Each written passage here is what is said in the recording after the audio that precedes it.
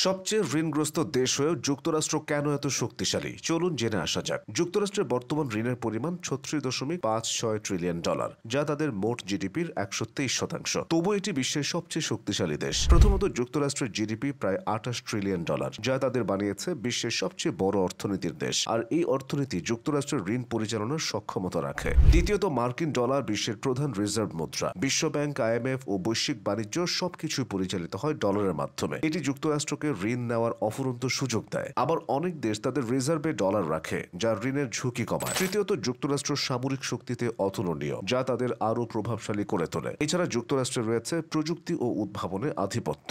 Google, Apple, মাইক্রোসফটের মতো company যুক্তরাষ্ট্রের অর্থনীতিকে করে তুলেছে আরও শক্তিশালী। এছাড়া যুক্তরাষ্ট্রের ঋণের ৫৫%ই অভ্যন্তরীণ ঋণ, যা আমেরিকান নাগরিক ও প্রতিষ্ঠানের হাতে। এতে দেশের বৈদেশিক চাপ কম থাকে। তাই ঋণের বোঝা ঘাড়ে নিয়েও অর্থনৈতিক আকার, ডলারের প্রভাব, সামরিক শক্তি এবং প্রযুক্তির কারণে যুক্তরাষ্ট্র সবসময় শক্তিশালী অবস্থানে থাকে।